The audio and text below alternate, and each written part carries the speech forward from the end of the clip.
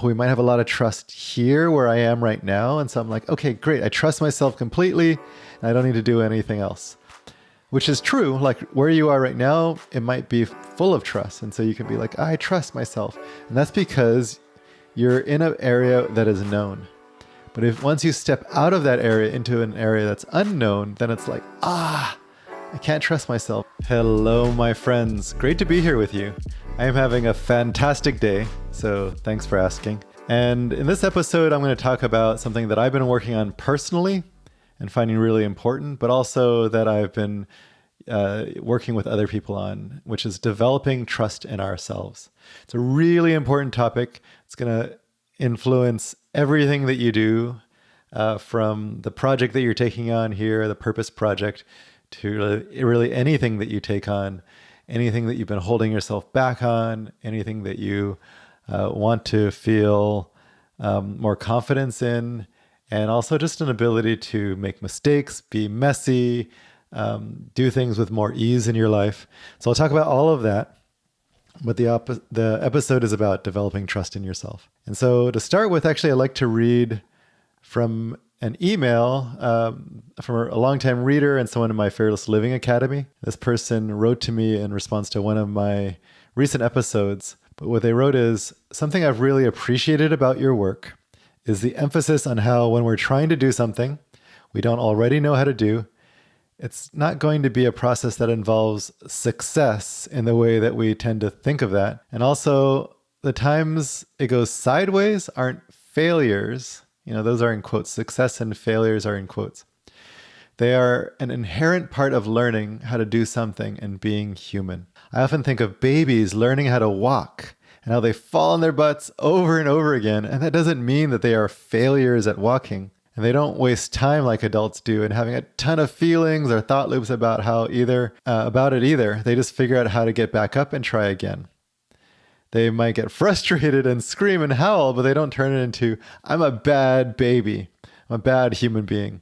So I love this metaphor. It's one that I often also use, this idea of a baby learning how to walk. They fall, they are in a process, but they don't add on top of that a bunch of extra stuff about how bad we are or failure is a whole narrative. They're just in the process of learning. And that's actually what all of this is. We're in a process of learning. This is actually a context that I've created for myself when I want to get feedback and I'm really feeling afraid of embarrassing myself and getting some judgment. This is how the process of growth looks. This is how growth looks. And the process of growth is being willing to step out into the unknown, being willing to fall on your butt sometimes, make a mess, do things a little bit messy, and even get embarrassed sometimes. Embarrassment doesn't have to be a part of it, but I've found that it often is, and that's not necessarily a bad thing. But we can get frustrated with ourselves. We can scream and howl, as they wrote in the email. But in the end, we just keep engaging with this process. And this is the process of developing trust in ourselves. I'll continue with this email. Last year, when I was falling a lot, and I think they mean literally falling, I came up against this very often as the actual experience of falling mostly wasn't too bad once I learned how to do it in a way that minimized injury. That's really interesting, isn't it? Like this, and this is Leo talking now, not reading from the email, but it's interesting how they're talking about actually falling down, and this thing that we don't want to do is actually not so bad. They go on to just say, the really injurious part was my thoughts about falling and what it meant about me, like something's wrong with me, and my situation, like catastrophizing what we might have to do. We might have to do expensive renovations to accommodate a wheelchair, etc. So the injurious part, let me just repeat that, was my thoughts about falling and what it meant about me, like there's something wrong with me, and then about my situation, catastrophizing about it. Having a disability justice lens did not prevent me from still spinning out. And I'm watching the mental loop spin out was its own kind of discouragement. I'm a bad Buddhist, a bad activist, etc. So, and then they said, thanks for being awesome and helping people bring curiosity to experience. That approach is serving me so well now when I face other difficulties. You can see the fruits of that in the project I'm working on related to the podcast. Okay, so thank you to that reader, someone who I have a lot of love for, and I appreciate them letting me read that out. Because it's such a great illustration. When we fall down, the problem isn't the falling down. It's the story that we make up about it, the meaning we give it about ourselves or about the situation. And we do that really to try and protect ourselves. We're worried about, the insecurities of the situation. We're feeling some uncertainty about it. And so in order to try and get some control over it, we create a narrative. What if we could just be in the process of growth, in the process of learning, in the process of letting ourselves fall down a lot and not need to add on a bunch of extra stuff? Or if we do, we can start to release some of that. So that's often how the process of building trust in ourselves actually works. So I'm going to talk about why this is really important, and then I'm going to give some examples of building trust. And then we'll talk about how to practice with it. So building trust is important because, well, we tend not to have a lot of trust in ourselves when we're entering a new arena of, our leadership, of what we're doing in our lives, of growth. So for example, we might have a lot of trust here where I am right now. And so I'm like, okay, great. I trust myself completely and I don't need to do anything else, which is true. Like where you are right now, it might be full of trust. And so you can be like, I trust myself. And that's because you're in an area that is known. But if once you step out of that area into an area that's unknown, then it's like, I can't trust myself. So for example, I know some people who are very good leaders in the business they're doing, and they can crush it at their business, but there's something more that they want. And so they've been holding themselves back, and they don't actually step out into the bigger growth area because they don't have trust over there, and they just stay where they know to be. So maybe they like crush it with their emails and their team meetings and their goals and at work and everything, but they're not stepping into the bigger thing because they don't have trust in themselves. And so trust in ourselves actually allows us to step into the unknown. It allows us to do that and trust not only that we can navigate that, but that if we fall down, we can get back up. We can take care of ourselves. We can clean up any mess that we made. This trust in ourselves allows us to do things with more ease. If you're a control freak, if you procrastinate, if you add on a bunch of overthinking and perfectionism, you can see that doing a very simple task can add on a lot of tightness and extra energy and activity. That's not necessarily bad, just noticing that we can spend a lot of energy on doing just a few things when we don't have a lot of trust.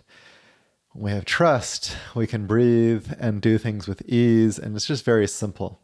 It can bring a lot more ease in our lives. It can save us a lot of energy. It can have us expanding into new areas that we think we can't. It's not okay to expand into those areas. And in fact, the more trust we have, the more we realize we don't have any limits.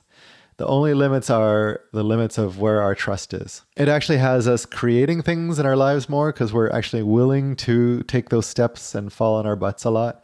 So that means we're actually taking a shot at things. We're taking a swing, we're creating, we're taking action, and then learning from that. And so we're engaging in a process of growth. And developing trust in ourselves allows us to be engaged in that process of growth, which is actually really messy. So these are all really important areas, but maybe the most important thing is the place where you get stopped over and over and over is the place where your trust is falling apart. And that isn't necessarily a bad thing. It's just that that's something to notice. That's where my trust stops. So let me talk a little bit let me give you a couple of examples of how that looks in practice. Like what developing trust in ourselves looks like. So I'm going to use myself as an example. When I first started putting blog posts online on Zen Habits, I felt some lack of trust in myself. I was good. I was okay as a writer already. I had worked before as a writer. And so I knew I could write, but this was not my usual writing where I was writing for someone else, doing an assignment, doing it the way that they wanted me to, and being in their publication. This was me creating my own publication, Zen Habits, and being willing to put it out there. And have my name on it and also not know if I'm doing it right or wrong. And so the process of developing trust for me was actually just write it and put it out there. Write it and put it out there. Write it and put it out there. And I just let myself be in that process. You could say that I kind of forced myself to do it because there was something I really wanted, which was to be able to share this with an audience and help people. And so I really engaged with that process. And as I did so, I had so much trust in myself after a while. Not in the beginning. In the beginning, it was very shaky. And I'm like, what are people going to think about this? And all of those things that we do when we have some uncertainty and fear. But I started putting it out there. And so I started developing more and more trust in myself, my trust in my voice, trust in what I was writing about, and a trust in my ability to put my work out. So great. Now you could say, okay, Leo, you develop all this trust. You're done. Well, not so fast. There were further areas. So later I started doing live videos, doing webinars with people and inviting them into a membership program where I help them to change habits. If you're not in my Fearless Living Academy, this is a quick plug for that. Fearless Living Academy, where we help you to change habits and work with purpose, and then taking that purpose out into the world to create impact. And I have video courses on there and a community and a monthly challenge and lots of awesome things. But when I first started this, it was just about habits, and I was really shaky about it. And so I actually resisted that for a long time. It helped that I had someone who partnered with me at first and helped me to go into it. But I didn't have a lot of trust. Even though I had a trust in the area of writing and putting my blog posts out there, I didn't have trust in the area of leading people through a membership program and doing live videos with them and actually recording videos and putting it out there. The way that I developed that was actually by doing it, by putting myself out there, inviting them into it. And once they were in it, I was like on the hook for creating it. So I started creating a whole bunch of stuff. And as I engaged with that process, I started developing trust in myself. The way I didn't develop that trust was by avoiding doing any of this. So I did that first, and that didn't work. I didn't actually ever have more trust in myself. And what people do besides avoiding, they find other ways that looks like they're not avoiding, but they still are. And so one of those ways is I'm going to buy a bunch of books. If you're buying a bunch of books on a topic so that you know how to do the thing before you do it, you're avoiding. If you're buying a bunch of courses, you're avoiding. Not that that's bad. Courses are great. I sell courses myself in Fearless Living Academy. So I'm not denigrating courses or learning. I'm saying just notice. I'm not actually doing the thing. You could take the courses and actually be in action, which is what we do in Fearless Living Academy. I encourage you to be in action as you take the course. But if you're just taking the course and you're not taking action, you're avoiding. Same thing if you're trying to get a teacher, a coach, or whatever, and have them tell you the answer so that you know how to do it and you don't have the uncertainty. That's an avoidance technique. Not that there's anything wrong with teachers or coaches. I'm a teacher and a coach, and I think they're both amazing. The way I developed it was by actually engaging in action. And then what I had to do was learn to continue to do that in the new arena. Every new arena that I entered, I faced the same fear. So I started speaking on stage around 2010, and that was scary as hell. And I was shaky when I did it because I could do live webinars, but I couldn't speak on stage, or at least I didn't have trust. And then I started doing it and it became easier. And now I'm not saying I'm completely comfortable. I still feel some shakiness, but I know I have trust in my ability to do that. Later, I started coaching people, also an area of a lack of trust for myself.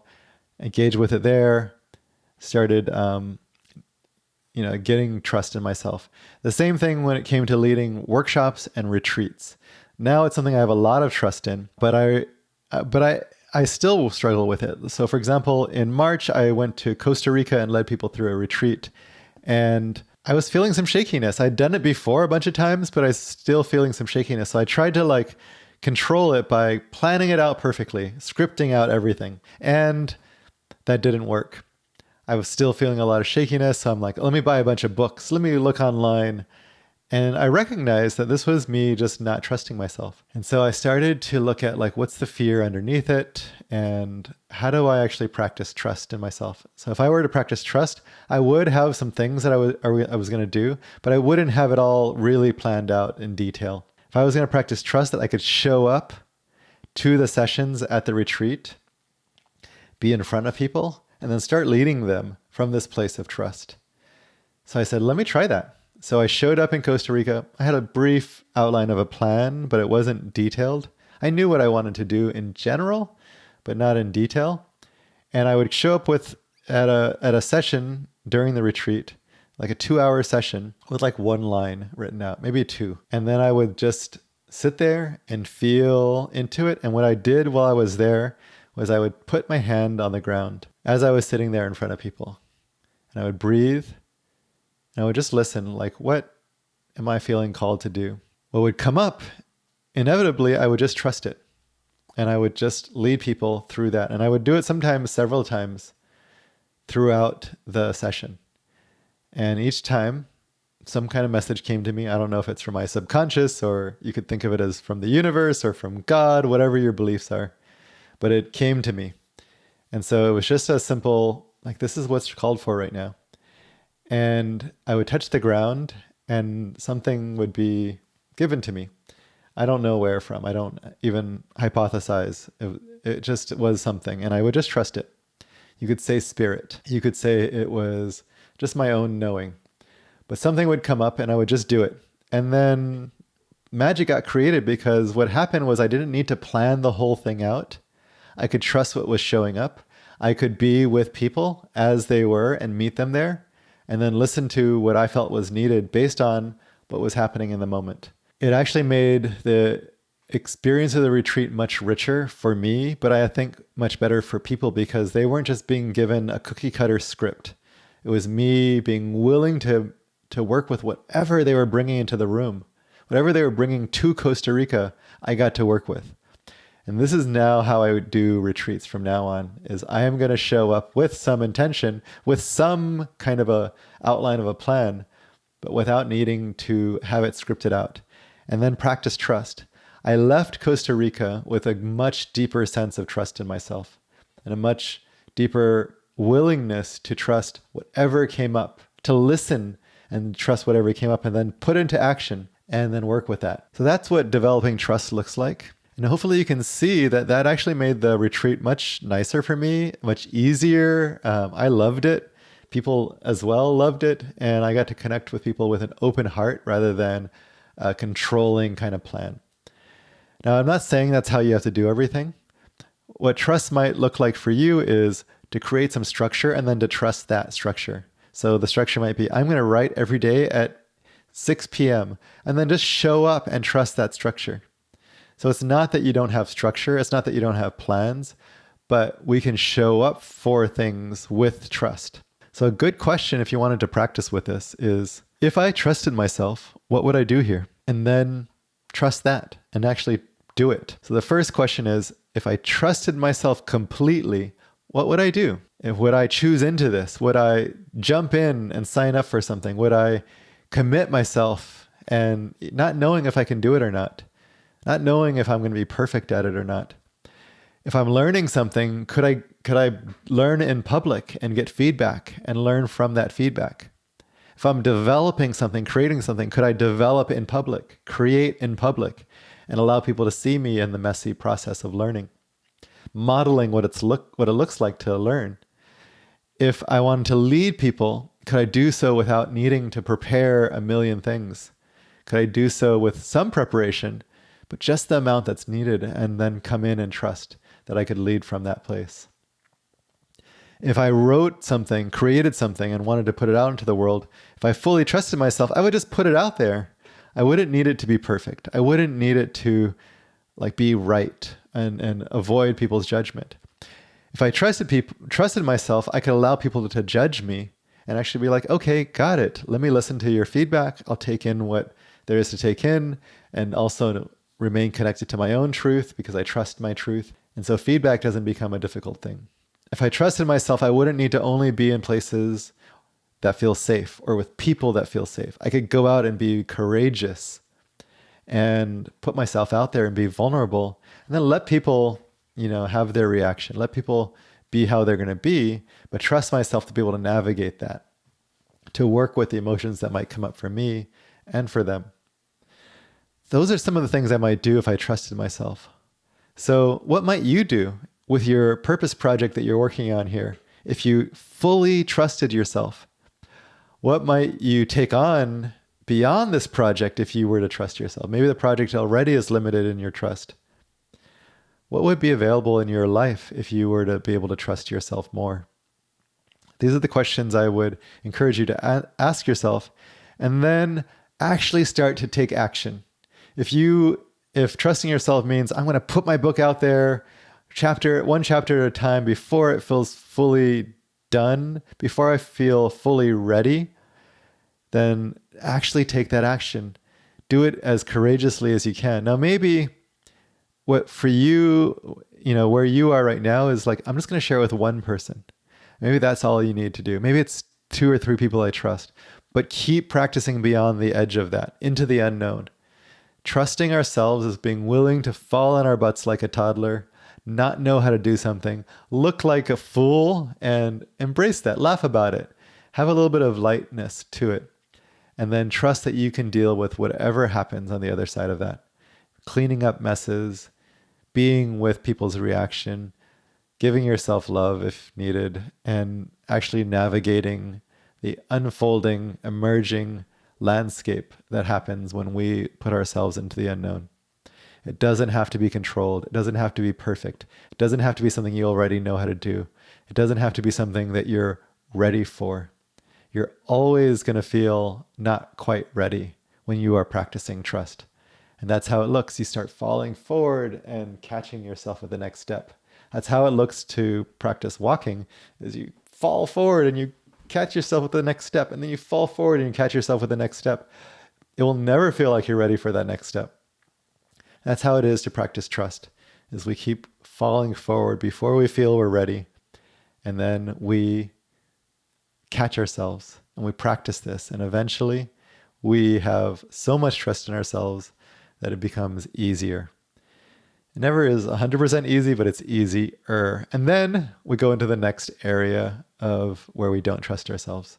And you can see here that this expands our capacity to be with all of life, to do anything in life, because we can keep finding the next edge of where our trust stops and then keep working with that. Okay, that's what I've got for you in this episode. I am so happy that you're all engaging with the practice of building trust in yourselves. If you're not, then come write to me, podcast@zenhabits.net. I will get that email and we can do some coaching. If you have questions for my Q&A, please send me a question at podcast@zenhabits.net, and I will answer those questions in a Q&A episode coming up. So please send me the questions or volunteer to come get coached. We have some actually great coaching episodes coming up and some great guests as well. Thanks, my friends. Love you all.